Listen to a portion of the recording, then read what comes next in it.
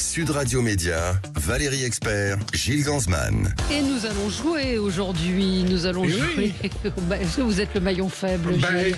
Écoutez, Patrick Roger a posé la question. Voilà. Ça m'a un peu inquiété sur mon avenir dans cette station. Absolument. Le retour du maillon faible, c'est une soirée événement sur M6 ce soir, puisque c'est Monsieur Vincent de Dienne qui va présenter avec énormément de talent et d'humour cette soirée.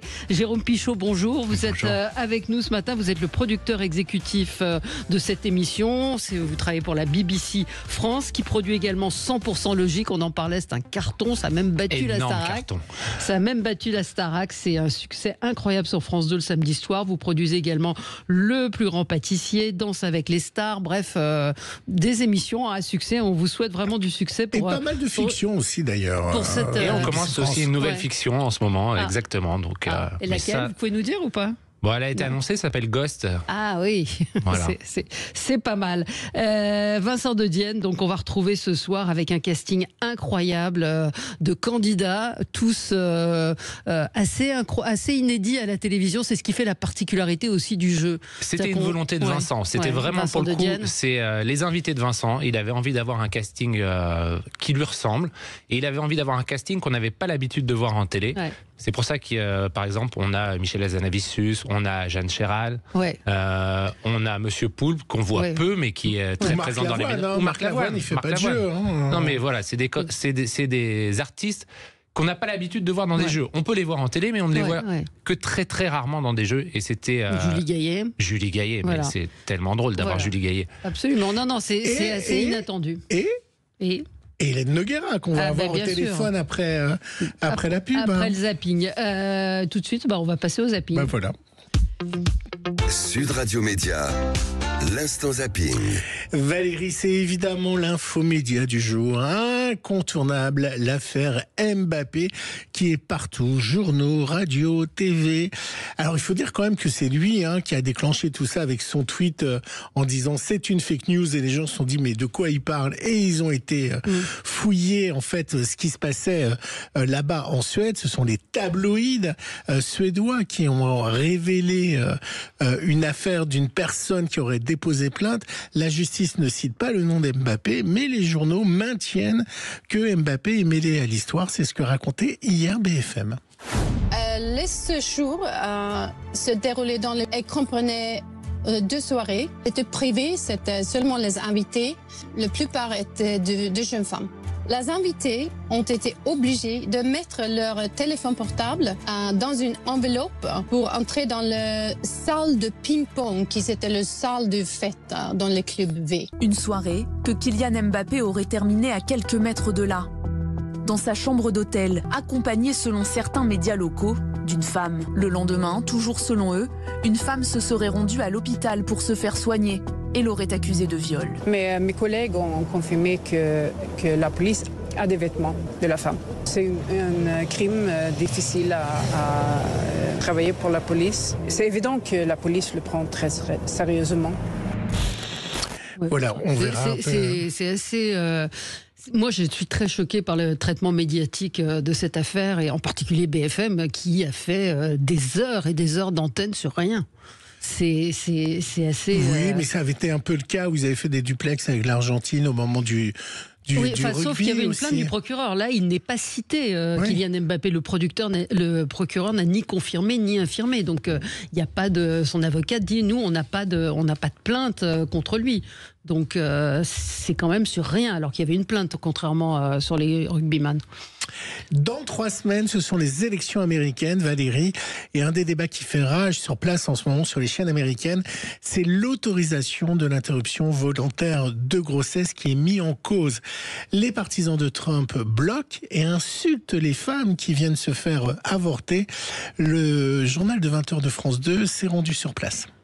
Ces militants s'apprêtent déjà à partir au combat. Farouchement opposés à l'avortement, ils vont interpeller aujourd'hui chaque femme qui franchit les portes de cette clinique en Floride, une des rares à encore pratiquer l'IVG. La vie d'un enfant est le cadeau le plus précieux de Dieu. Ne faites pas cette erreur. Ne devenez pas la mère d'un enfant mort. Face à eux, Des volontaires accompagnent les femmes jusqu'à la porte d'entrée. Ils tentent de faire diversion. Ils sont très calmes parce que vous êtes là.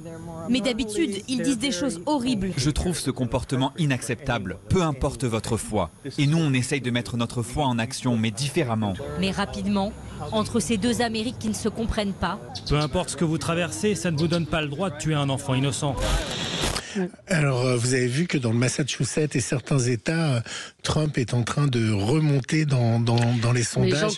Jean-Claude Beaujour, hier, nous disait que les 3 sujets majeurs de motivation du vote Trump, c'est l'avortement, l'immigration et je ne sais plus quel est le troisième, et en troisième seulement le niveau de vie. Mais c'était les images, vous les avez pas en radio, mais c'était assez étonnant. Jérôme, je vous rassure, j'ai un peu fait un air zapping quand même pour vous qui êtes producteur télé, donc la suite va vous concerner un petit peu plus. Vous qui êtes le roi des mécaniques des jeux, pas le roi des mécaniques, hein, oui, des mécaniques de jeux. Toutes les chaînes ont leur loup-garou. Vous avez vu, il faut avoir son jeu de loup-garou. Le dernier en date, c'est celui de TF1, le maître du jeu. Et alors, dans le quotidien, Laurent Ruquier a expliqué que la séquence finale, elle est toujours pas tournée. Et on ne sait pas qui parmi ces 100 personnes nous a invités, et on ne le saura qu'à la fin, évidemment. Mais comment on le trouve ? Les enquêteurs vont pendant les 6 trails. Vous le savez. Là, au moment où je vous parle, vous voulez que je vous dise la vérité ? J'ai encore un doute. Parce qu'on n'a pas tourné la séquence finale. Mais pourquoi vous ne le savez pas ? Je ne peux pas vous en dire plus. Mais est-ce que vous me dites la vérité ou pas ? Je dis toujours la vérité. D'accord. Moi traître, moi bluffeur. Vous n'y croyez pas?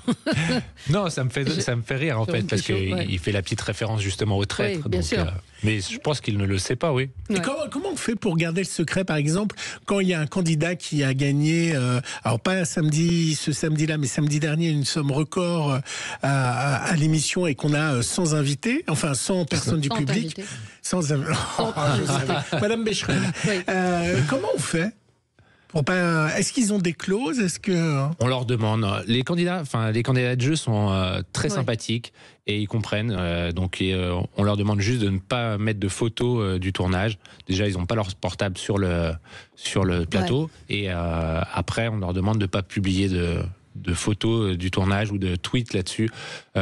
Pour indiquer le gagnant. Et les techniciens aussi ont des clauses de... Ils n'ont pas de clause, mais c'est pareil, ça se fait de bon gré. Il n'y a aucun intérêt à dévoiler un gagnant là-dessus, sur un jeu en tout cas. Comme là, on ne vous dira pas qui sont les maillons faibles. Qui est le maillon faible. Ni le maillon fort. Ni le maillon fort. Absolument, parce qu'il y a un maillon fort. Et puis, vous en parliez, évidemment, j'ai choisi la Starac parce que vous êtes en face avec le... 100% logique. 100% logique. Alors, ça a démarré, la quotidienne aussi. Et les premiers cours de danse. Alors, vous allez voir, Valérie, le moins qu'on puisse dire, c'est que les cours de danse, ça dépote. On est parti ou quoi ? Je déclare officiellement l'ouverture du premier cours de la Star Academy 2024. Allez, oh là là, qui sont beaux. Ok, allez.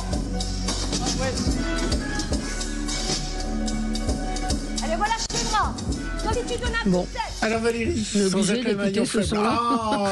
C'est un événement la Starac, c'était moi deux événements. Ça n'a pas marché, je suis désolée. C'était aussi la quotidienne à cartonner. Non, mais ça a été battu par 100% logique, je suis désolée. Le Prime. Mais c'est parce que aujourd'hui les gens ont le réflexe du replay. Bien sûr, sûrement. Ça. Mais bien sûr, non. Mais les gens regardent aussi 100% logique en replay. Donc ils ont toujours l'avantage, voilà. Et sinon, c'était moi deux candidats actuels de la Starac ? Aucun, je ne sais pas. Vous avez vu le maillon moi, je regarde 100% logique. Ah oui, merci Valérie. Ah bon ? Ouais. Et alors, c'était quoi la semaine dernière ? Quels étaient les 3 invités People ? Parce que moi, j'ai regardé. J'ai regardé aussi. Mais vous vous souvenez plus ? Non. Alors, il sera un des professeurs de la Starac. Bon, là, vous allez aimer mon son. Un des professeurs de la Starac, Julien Doré. Il revient avec un titre révélé par un autre show de casting de voix. Le fameux Toutes les femmes de ta vie, DL5 de Popstar. Toutes les femmes de ta vie, en moi réunies. Ton âme sœur, ton égérie, parfois ta meilleure ennemie. Toutes les femmes de ta Et alors, c'est très drôle parce que Quotidien lui a fait la surprise de faire arriver les L5 qui sont arrivés. Elles ont un peu changé. Voilà, j'ai rien dit, vous avez fini ma phrase. C'est les L6. Allez, dans un instant, on va parler du maillon faible, soirée événement sur M6 ce soir à 21h10. Vous allez voir que c'est une soirée assez incroyable. C'est une one shot. Oui, c'est un one shot. Il n'y en aura pas d'autres pour l'instant. Le producteur vient de dire pour l'instant. J'aimerais bien. J'ai eu tellement de plaisir de faire cette émission. Que vous avez construit. On aura Elena Noguera qui participe, qui sera avec nous dans un instant. À tout de suite. Le 10h midi, Sud Radio Média. Valérie Expert, Gilles Ganzma. Sud Radio Média.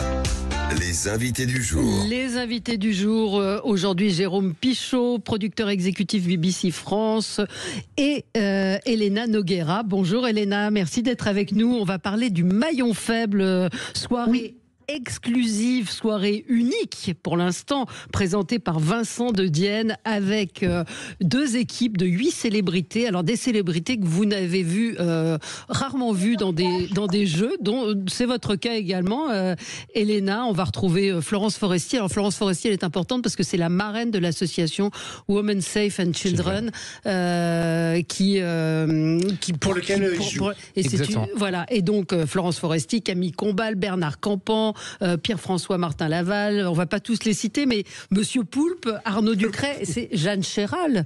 Alors Elena, pourquoi vous avez accepté de participer à ce revival ?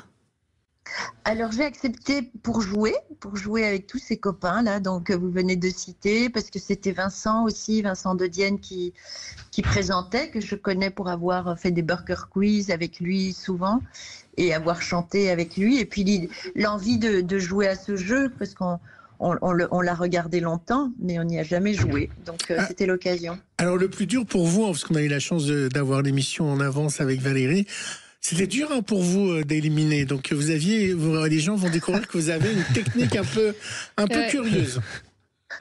Oui, mais on peut rien dévoiler. Non. On peut rien dévoiler. Mais c'est vrai que vous pouvez nous le dire en portugais. Non, je peux pas. Mais c'est vrai que c'est très difficile.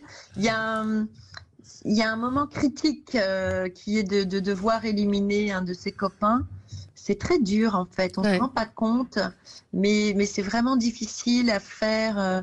On a de la peine pour la personne qu'on est en train de nommer, de tout ce que ça veut dire, même si c'est pour blaguer. Enfin, d'un seul coup, on est au premier degré. C'est pas facile. Non, c'est pas facile. Et c'est pour ça que une petite technique permet de passer outre la réalité de ce que ça veut dire d'éliminer quelqu'un. Alors vous acceptez l'émission parce qu'il y a Vincent de Dienne, mais jamais vous vous dites « Voilà, j'espère que je ne vais pas passer pour une cruche ».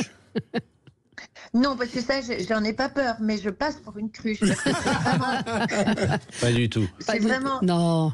Ah, si, parce que vraiment, il y a des questions simples auxquelles on répond complètement à côté, parce qu'on a du stress. En fait, on se rend compte que le cerveau est quand même un petit engin assez fragile, parce qu'avec du stress, avec une attention, avec l'envie de bien faire, eh bien, il perd beaucoup de ses capacités. Donc, il y a des questions très simple, auquel on répond très bêtement.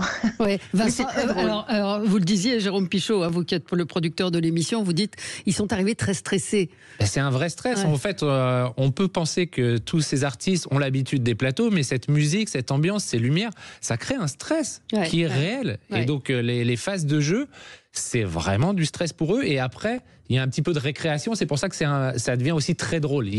On alterne stress et humour. Il faut dire que c'est très très drôle, hein. C'est vraiment... Oui, c'est un show assez étonnant. Je vous propose d'écouter la bande-annonce. Qui est venu juste pour montrer sa tronche à la télé et aura surtout montré qu'il n'y avait rien dedans. Le maillon faible est de retour sur M6. Top chrono.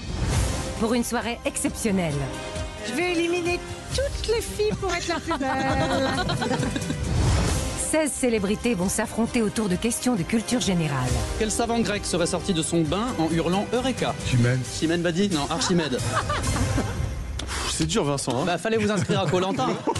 En cas d'erreur, la sentence sera impitoyable. Vous êtes le maillon faible. Au revoir.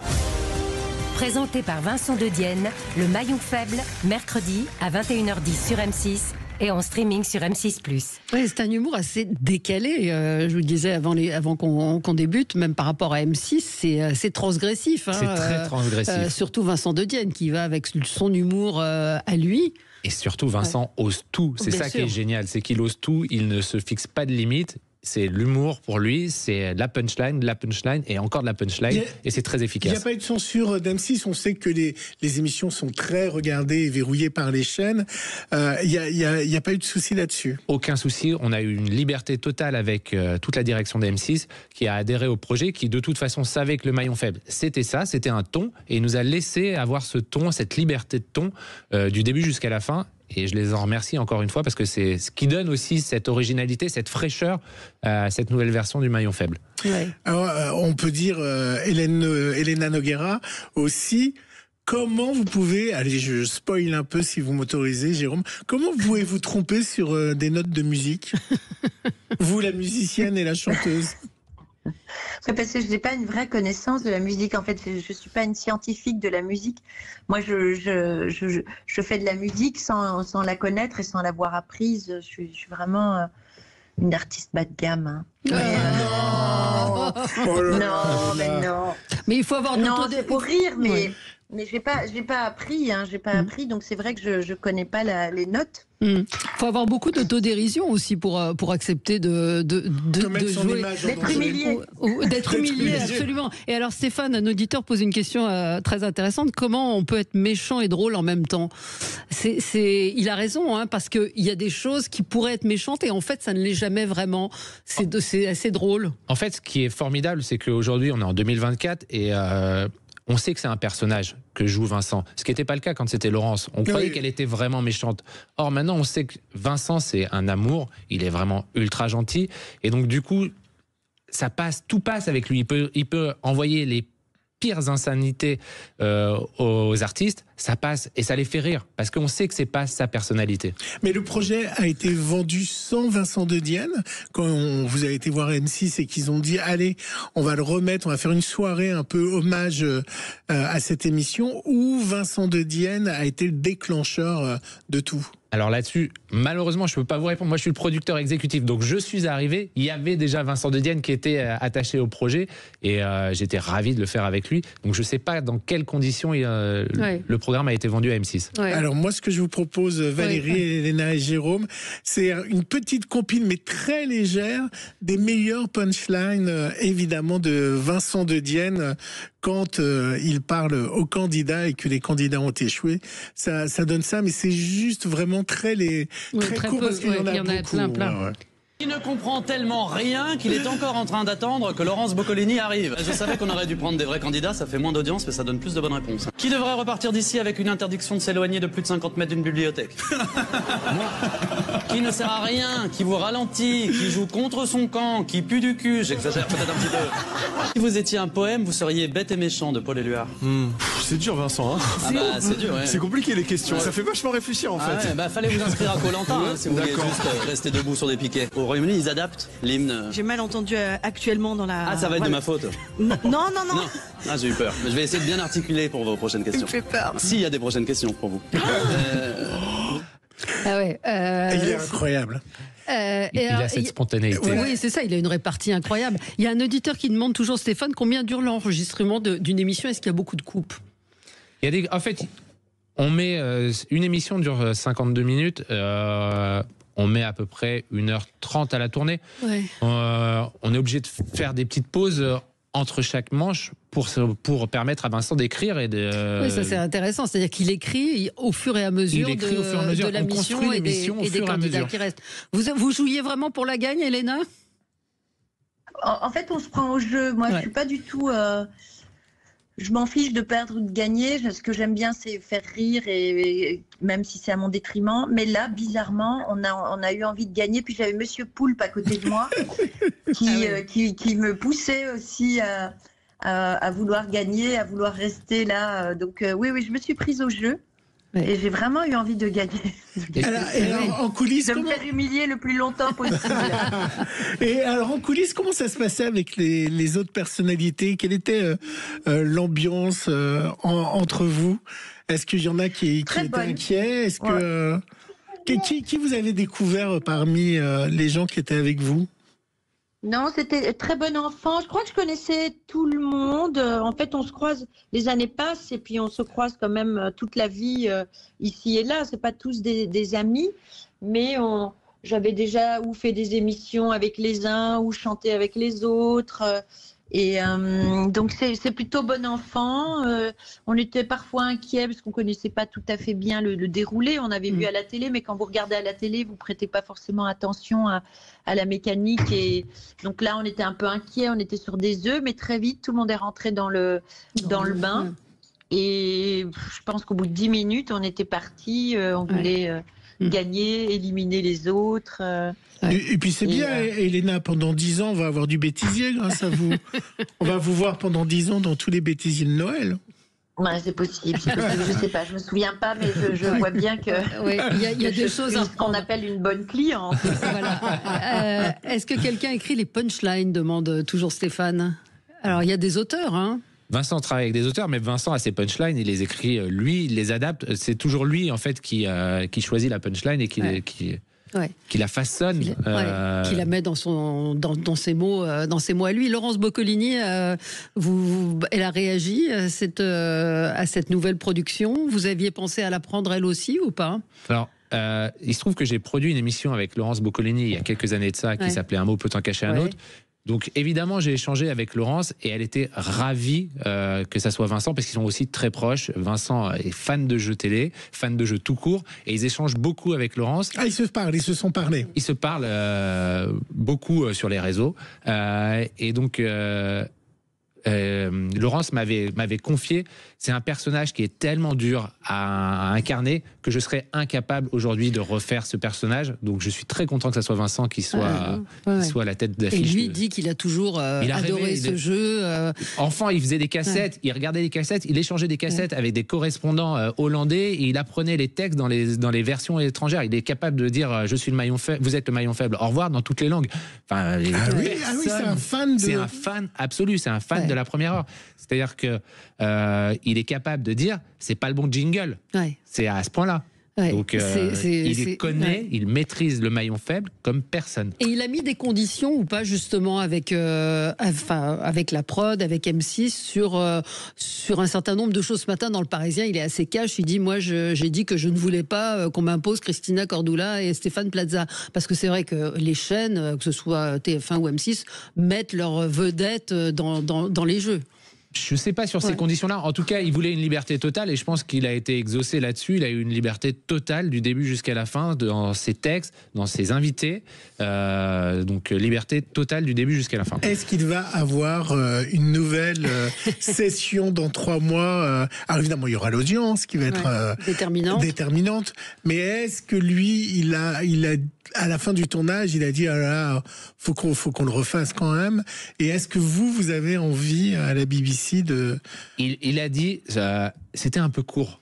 Donc j'espère que ça lui donnera envie. Mais il a toujours dit c'est une soirée exceptionnelle, c'est un one shot, c'est un événement. Mais il a tellement eu de plaisir.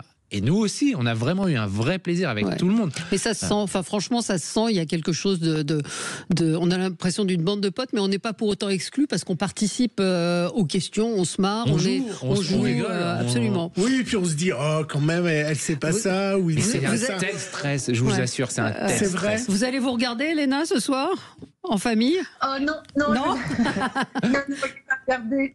Non, je crois que ma capacité à faire et à dire des bêtises, c'est que je me regarde pas. Non, mais on vous taquine, mais vous êtes super dans l'émission. Vous êtes vraiment super. Très drôle aussi, très drôle. On vous taquine parce que c'est la règle un peu du maillon faible. Mais vous êtes super j'aime dedans. Bien, moi je l'aime beaucoup. J'ai beaucoup de sens, enfin je sais pas comment on dit. D'autodérision. Mais voilà, mais quand je regarde, après je critique et c'est possible que je devienne plus contrôlante. Vous voyez, et en fait j'aime ma liberté. Ma liberté, c'est Je peux pas me regarder, mais j'espère que plein de gens vont regarder parce que c'est très marrant. Ah oui, c'est vraiment marrant, c'est drôle et il y a une mayonnaise qui prend évidemment avec Vincent De Dienne et avec ses participants. On le répète qu'on voit assez rarement, ces artistes qu'on voit rarement. Danger, qui acceptent de se mettre en danger. Et ce qui est très bien, c'est que vous avez, et ça je sais que nos auditeurs aiment bien, vous avez respecté le format. C'est-à-dire, il y a tous les codes, la lumière, la musique et même la voix off que vous retrouvez, qui, vous savez, parle en disant qui est le maillon fort, qui a bien répondu, les statistiques. Vous allez retrouver vraiment la mécanique telle qu'elle est. Mais ça, du coup, c'est parce que lui, il est fan de l'émission. Il est fan, mais nous aussi, on est ça fan. ressemble à ça. Et c'est un format, donc ça veut dire qu'on respecte des codes. Après, on a fait quelques ajustements, on l'a modernisé. Il y a Exit, par exemple, les pancartes. On a maintenant des tablettes, on a de la lumière, beaucoup plus de lumière. C'est 2024. Voilà. Bah, merci à vous d'avoir été avec nous. Merci Jérôme Pichon et merci beaucoup. Merci Elena. Puis on va vous regarder nous ce soir et on le conseille à tout le monde. Allez, on se retrouve dans un instant et on va beaucoup rire aussi avec les faux complots. Nous sachons. Restez avec nous, c'est très très drôle. À tout de suite. Le 10h midi, Sud Radio Média. Valérie Expert, Gilles Gans, Sud Radio. Le supplément média. Le supplément média avec Dimitri Albi. Bonjour, merci d'être avec nous. Vous pouvez pas savoir comme je suis contente de vous rencontrer et comme je suis heureuse d'avoir découvert votre livre. Nous sachons, les complotistes ne mentent pas, c'est la vérité qui se trompe. C'est publié aux éditions Robert Laffont. Vous avez un magnifique t-shirt que je vous envie. Je crois que je vais m'en commander un. Le sachoir est une arme contre ceux qui croivent. Et donc ça c'est... Bon, pour la radio, forcément. Oui, il y a ceux qui nous suivent en Facebook ou YouTube. C'est un livre. Alors, il fait pas beau. Vous êtes malade. Vous êtes déprimé. Ce livre-là va vous redonner le sourire. Alors, à la radio, c'est pas évident parce que c'est assez visuel. Hein. C'est une sorte d'album, d'almanach. Je sais pas si on peut appeler ça almanach. Racontez-nous un petit peu là. Et juste avant, pour nos éditeurs, on va bien sûr parler des complotistes et autres. On est au 3e, 4e degré, précisons-le. Alors, c'est de l'humour, on est au 3e degré. Quand ça a l'air d'être du 1er degré, ça n'en est jamais. C'est clair. Sauf si c'est un vrai conspirationniste qui l'a écrit, on en a mis des posts. Vous en avez mis à la fin qui sont à hurler de rire et qui sont parfois même plus drôles. Sont mieux que ce que j'invente, moi, je trouve. Alors, votre métier, c'est quoi? Parce j'ai mis Dimitri Albi, mais vous faites quoi dans la vie? Vous êtes auteur? Métier, ça n'a rien à voir du tout. Je suis dans l'informatique et je fais j'aide à l'installation de logiciels sur Internet. D'accord. Et donc vous avez lancé sur Internet, sur Instagram et Twitter, complot facile. Et alors comment ça a commencé tout ça?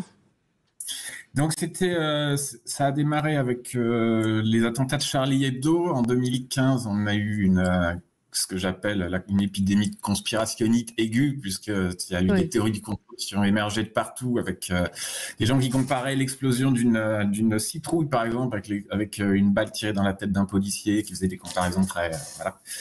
donc j'ai juste fait une parodie d'une théorie du complot pour rigoler un jour. Je l'ai mis en ligne, j'ai fait le visuel qui est toujours le même. Et puis ça c'est parti tout seul, et puis ça a pris son rythme tout doucement. Et ça, le bouquin, en fait, c'est le résultat de 10 ans de la page et des réseaux sociaux. Au final, j'ai décliné ça. Le bouquin s'est plus évolué. Il y a beaucoup plus de textes que ce que je partage sur mes réseaux sociaux, qui sont essentiellement des choses visuelles. Et là, je suis parti sur une idée de faux magazine. Donc, on a des vraies rubriques, on a un roman photo, on a des BD. Il y a les mots à trouver dans la grille aussi. Ça me fait beaucoup rire. Les mots à trouver dans la grille à la fin. Oui. Il y a donc. J'ai pris 2 jours à trouver tous les trucs les plus horribles que je pouvais. Alors il y a mort, décès, meurtre, guillotine, massacre, tordure, incontinence, blessure, fracture, accident. La véritude est au bout du labyrinthe. Alors ça vient d'où? Nous sachons le sachoir. Il y a ces mots que vous détournez effectivement parce qu'il y a souvent beaucoup de fautes d'orthographe et de mots inventés chez les complotistes. Donc oui, l'idée c'était ça en fait. C'est juste partir du principe on a beaucoup de gens qui croivent un peu tout sur les réseaux sociaux, et puis un jour j'ai utilisé Nous Sachons pour m'amuser, puis ça a été repris, hein. En fait, ce gimmick m'a tellement échappé. Ouais. qu'il est plus connu que ma page, il est plus connu que moi, mais moi je ne me mets pas forcément en avant. Et surtout, je connais au moins un groupe qui a fait un clip qui s'appelle Nous Sachons et qui ne connaissait pas Complot Facile. Donc c'est vraiment... Nous Sachons, c'est vrai, c'est devenu un truc à part entière. En fait. Alors c'est toute une industrie, hein. Il y a des livres, il y a une boîte de jeux, il y a le Instagram. Il y a les t-shirts. Il y a les t-shirts. Moi je voulais savoir quelle est la différence avec le Gorafi. Quelle est Alors, le Gorafi font dans l'humour général un petit peu plus orienté politique. Moi, j'essaie de ne pas être orienté politique. Je parle politique que quand les périodes sont politiques.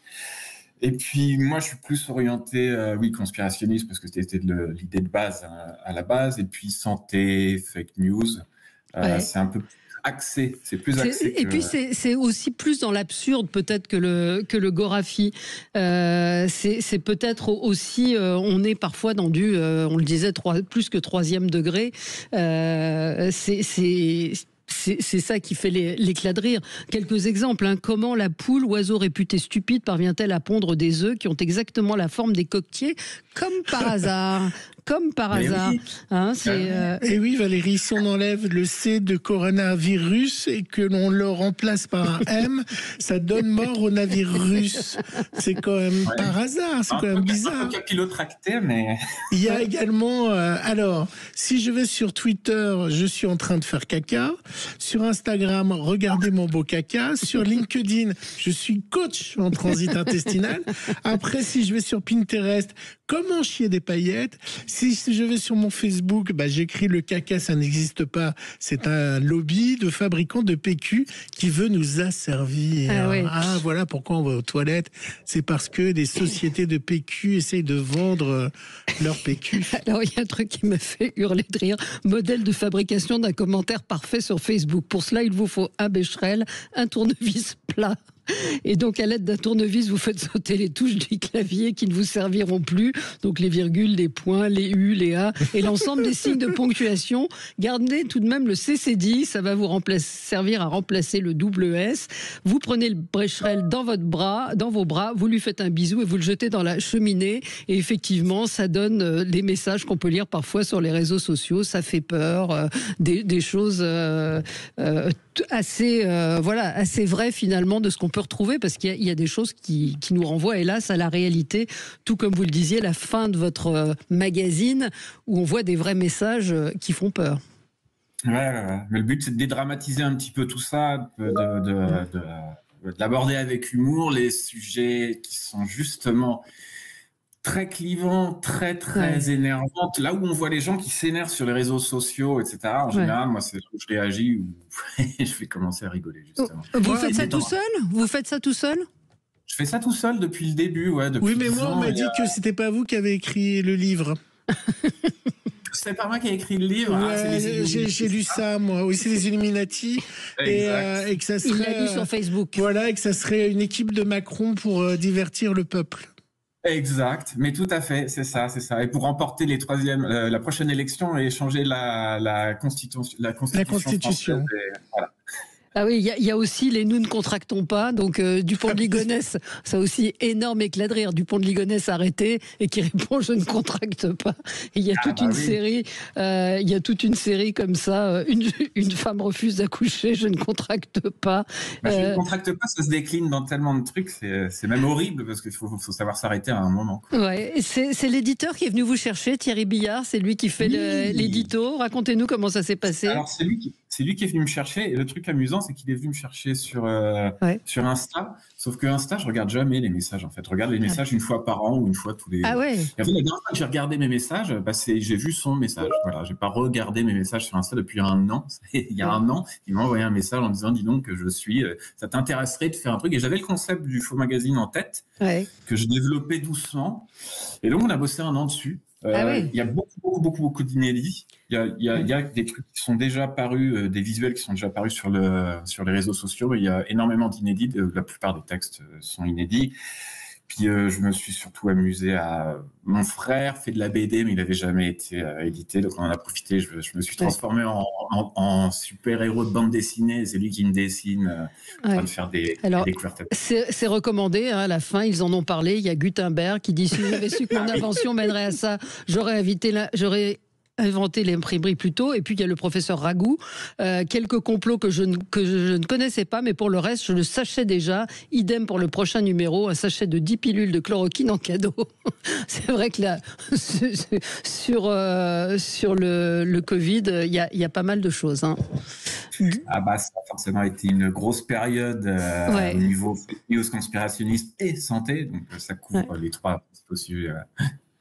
Alors, on rappelle le titre. Voilà, les auditeurs. Ça sort demain, Valérie. Ouais, ça sort demain. Nous sachons.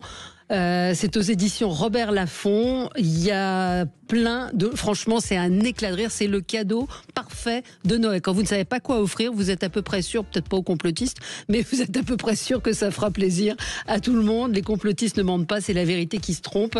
Voilà, je montre la couverture. Il n'y a pas votre nom dessus.